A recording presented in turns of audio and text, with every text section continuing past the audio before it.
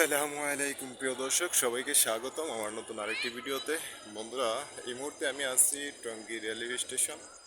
আর আজকে এই ভিডিওতে আমি টঙ্গী রেলওয়ে স্টেশন তুলে ধরবো।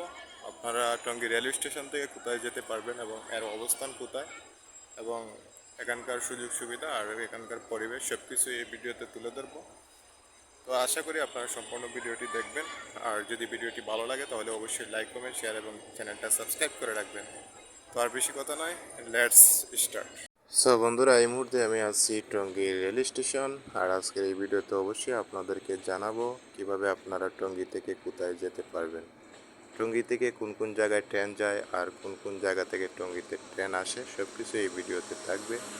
তো এই মুহূর্তে দেখতেই পাচ্ছেন খুব বিশাল একটি ট্রেন কিন্তু এখন ছেড়ে যাচ্ছে। এটা অবশ্যই কমলাপুর থেকে আসছে, সম্ভবত এটা রাজশাহীর দিকে যাচ্ছে।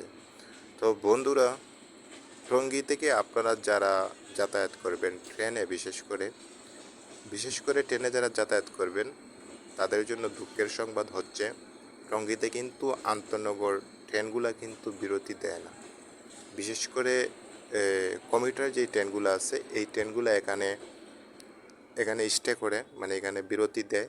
আপনি কমিউটার ট্রেনগুলো দিয়ে টঙ্গী থেকে ঢাকা যেতে পারবেন, তারপর আপনি টঙ্গী থেকে এয়ারপোর্ট যেতে পারবেন, টঙ্গী থেকে আপনি জয়দেবপুর, শ্রীপুর এইগুলাতে যেতে পারবেন।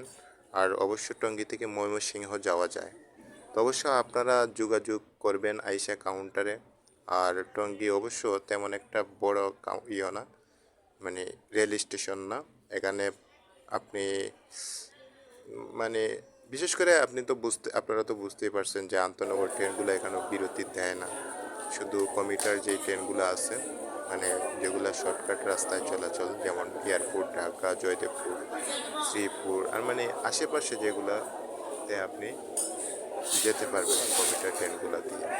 তো এখানে ছোট্ট একটা টঙ্গীর মতো একটা কাউন্টার আছে, এই যে দেখতেই পাচ্ছেন সামনে। তো আপনি যদি ঢাকা যান এখান থেকে টিকিট কাটবেন, এয়ারপোর্ট গেলে আপনি এখান থেকে টিকিট কেটে নেবেন। আপনি টঙ্গী থেকে যদি জয়দেবপুর যেতে চান টিকিট কাটবেন, শ্রীপুরে আপনারা এইসব জায়গাতে যেতে পারবেন। আর অবশ্য আপনাদেরকে আমি একটা সাজেশন করব, আপনারা যারা আন্তনগর ট্রেনে চলাচল করবেন অবশ্যই আপনারা এয়ারপোর্ট থেকে সবচেয়ে ভালো হবে। আর এয়ারপোর্ট থেকে কিন্তু কম বেশ সব জায়গার ট্রেনে কিন্তু ধরা যায়, যাতায়াত করে আর কি, আন্তনগর বিভিন্ন ট্রেনেই যাতায়াত করে। আর এই টঙ্গীর যেই পরিবেশ, বিশেষ করে আমার কাছে এখানকার যে পরিবেশ তেমন একটা ভালো লাগে নাই।